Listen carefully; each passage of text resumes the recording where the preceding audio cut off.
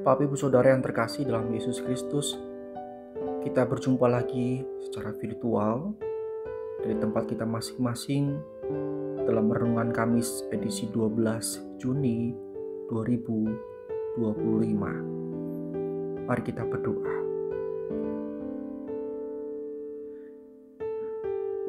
Terima kasih Tuhan, kami memuji Engkau, Allah yang besar, Allah yang mulia, Allah yang merancangkan hal-hal baik dalam kehidupan, dan Allah yang tidak pernah meninggalkan perbuatan tangannya. Sehingga hati kami saat ini dipenuhi dengan syukur, karena kami terpelihara dengan sempurna di dalam Kristus. Terima kasih untuk setiap kesempatan yang Tuhan berikan kepada kami, melalui nafas kehidupan yang selalu mengingatkan kami akan kehidupan yang Tuhan anugerahkan dalam kehidupan kami, bahkan janji akan kehidupan yang kekal yang akan kami songsong bersama Juru Selamat kami, Yesus Kristus. Selama kami menjalani kehidupan di dunia ini, ya Tuhan, kami terus mau belajar untuk berserah kepada Engkau.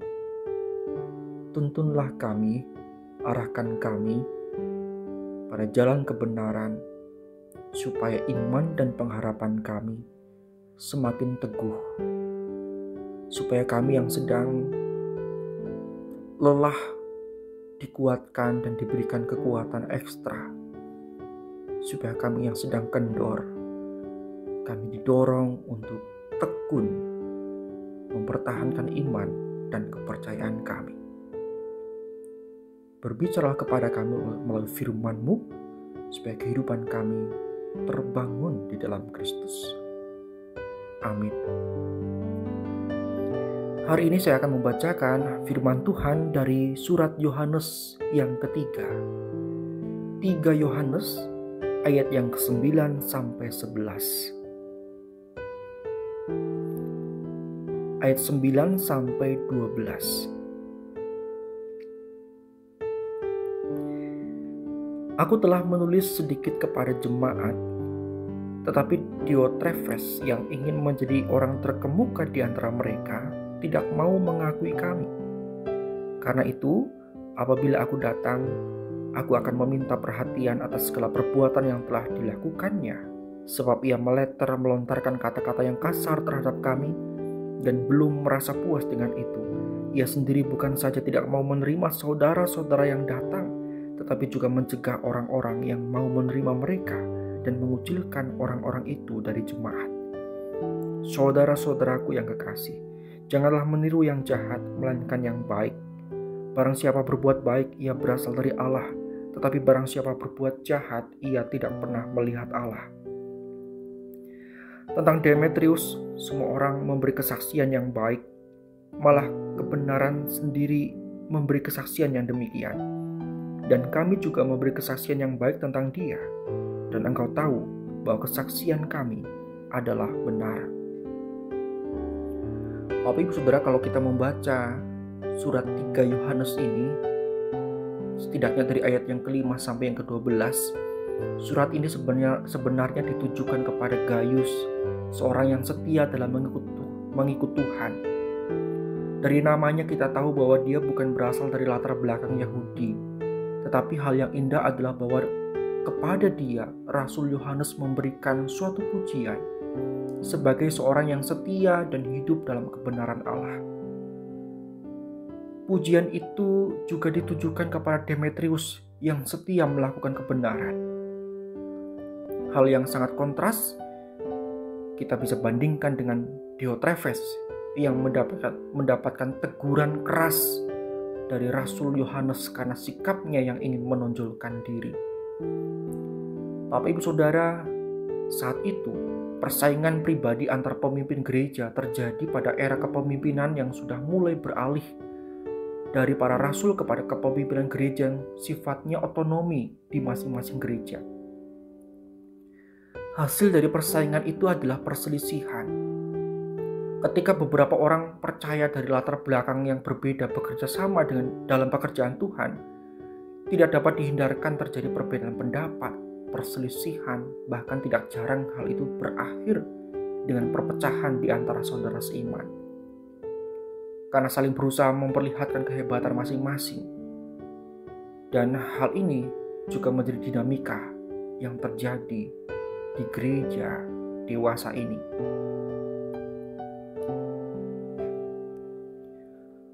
Apakah kita menemukannya juga dalam dinamika pelayanan kita, Bapak Ibu Saudara, dalam konteks pelayanan gerejawi di GKJ Arcawinangun? Apakah kita menemukan sesuatu yang bertolak belakang dengan teladan Yesus Kristus? Bukankah Tuhan kita Yesus Kristus hadir di dunia ini bukan untuk menjelma menjadi raja, melainkan menjadi hamba? Dia lahir bukan untuk dilayani, melainkan untuk melayani. Dia datang bukan untuk mencari dukungan bagi popularitas namanya, namun justru untuk mencari dan menyelamatkan orang yang memberontak terhadapnya. Sebab itu, hari ini kita mau mempelajari satu gaya hidup yang seharusnya dihidupi oleh seorang pelayan Tuhan, oleh seorang anak Tuhan, supaya kita tidak terjebak dalam keinginan untuk menjadi yang terutama atau yang paling utama. Kita belajar tentang kerendahan hati dalam pelayanan, Bapak Ibu Saudara. Di ayat yang ke-5 sampai yang ke-8, Gaius menyambut kedatangan orang-orang asing yang datang untuk melayani Tuhan. Suatu kontras terhadap tindakan Diotrefes. Diotrefes menolak otoritas Rasul Yohanes dan menolak menerima guru-guru Injil yang datang ke tempatnya dengan perkataan kasar. Dia bukanlah pengikut aliran sesat, tapi nampaknya Diotrefes dibingungkan antara ambisi pribadi dengan semangat untuk melayani Tuhan. Akhirnya yang menjadi motif dari setiap sikapnya adalah reputasi sosial, bukan lagi orang atau Allah. Maksud saya bukan lagi Allah yang menjadi fokus utamanya. Diotrefes berdusta mengenai Rasul Yohanes, mengucapkan kata-kata yang tidak benar mengenai Rasul ini. Mengapa dia menolak Yohanes, Bapak Ibu Saudara? Satu alasan yang nyata adalah karena dia melihat bahwa Rasul Yohanes sebagai seorang ancaman bagi kekuasaannya sebagai pemimpin tunggal di gereja yang dipimpinnya. Karena Yohanes notabene memiliki otoritas sebagai seorang rasul.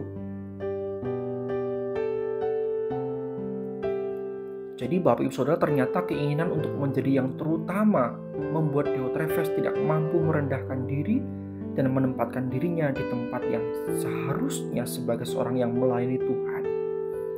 Dia ingin mengambil setiap kesempatan pelayanan bagi dirinya sendiri tanpa mau bekerja sama dengan orang lain. Satu hal yang harus kita sadari, Bapak Ibu Saudara. Iblis sedang bekerja dalam gereja dan ia menggoda Diotrefes. Diotrefes melakukan pelayanan dengan dasar kesombongan dan pemuliaan diri sendiri. Dua hal yang menjadi alat utama dari iblis untuk menjatuhkan kita manusia.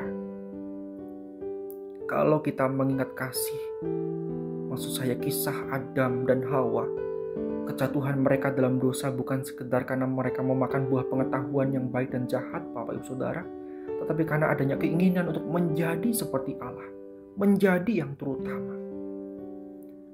Bukankah seringkali atau kita pernah mendapati bahwa kita melihat pada diri orang lain, mereka hanya mau atau kita hanya mau bekerja sama dengan orang-orang yang sepaham dengan kita saja.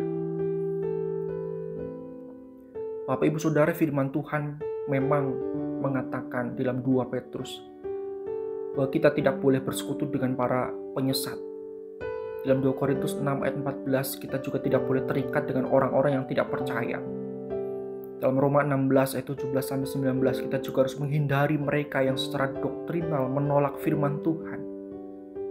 Namun nasihat yang hendak disampaikan adalah bahwa seharusnya kita tidak hanya bekerja sama dengan orang-orang yang sepaham dengan kita saja, namun juga dengan orang-orang yang percaya lainnya yang sungguh-sungguh berusaha untuk hidup taat kepada Allah, tetapi dalam hal-hal yang berkaitan dengan kebijakan gereja bisa tidak sepaham dengan kita.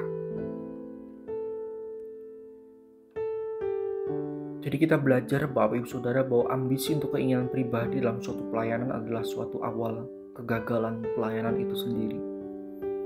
1 Petrus 5 ayat 2-3 mengatakan bahwa barang siapa menjadi pemimpin, dia seharusnya memimpin dengan sukarela dan tanpa keinginan untuk mencari keuntungan diri sendiri. Kehidupan dan tindakan Diotrefes yang tidak menunjukkan kerendahan hati adalah suatu hal yang berkontradiksi dengan Injil, sehingga dapat dikatakan bahwa kesetiaannya untuk melakukan kebenaran dapat kita pertanyakan. Dia telah menyalahgunakan kekuasaannya bukan dengan rendah hati, tapi untuk menghukum orang-orang yang tidak sepaham dengannya. Disiplin gereja yang seharusnya menjadi suatu alat bagi jemaat untuk menjaga kekudusan dan memuliakan Allah, namun ternyata digunakan untuk melindungi diri dan mencapai setiap keinginan pribadi. Fokus pelayanannya bukan lagi Allah, namun telah beralih kepada diri sendiri. Karena itu Bapak Ibu Saudara, mari kita kembali renung-renungkan.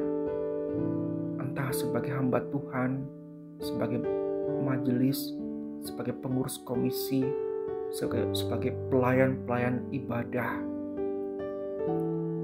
sebagai anak-anak Tuhan di berbagai konteks kehidupan kita. Bagaimana kita menjalankan prinsip pelayanan itu? Apakah kita sedang menjalani prinsip seperti yang dilakukan oleh Diotrefes? Atau kita sedang menjalankan prinsip sebagaimana Demetrius yang menjalankan kebenaran?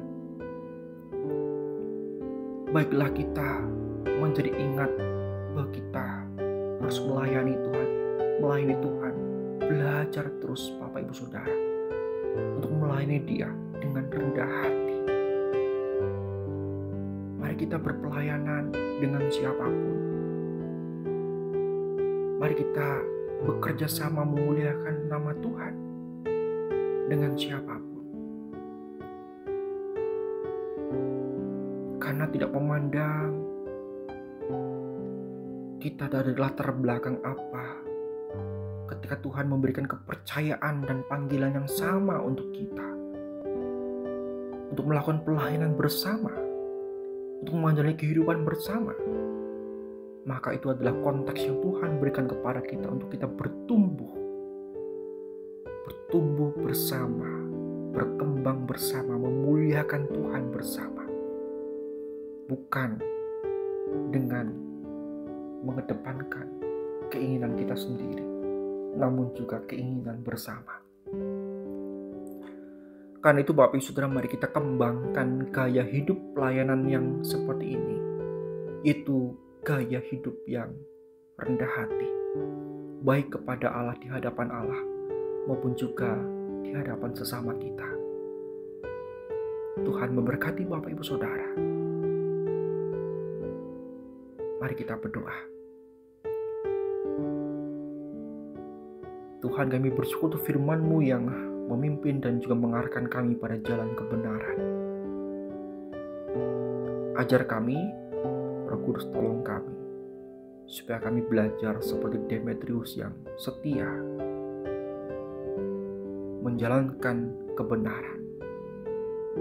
Dan supaya kami lebih waspada, supaya kami tidak menjadi seperti Diotrefes yang telah salah dalam menjalankan pelayanannya. Supaya kami Tuhan bertumbuh sebagai pribadi, sebagai keluarga, sebagai pelayan Tuhan dan sebagai gereja yang didapati Tuhan melakukan hal-hal yang baik. Sebab firman-Mu mengatakan ketika kami melakukan yang baik, maka kami berasal daripada Allah. Terima kasih kepada Tuhan Yesus Kristus yang telah menyelamatkan kami. Demi Kristus juga kami telah berdoa. Amin.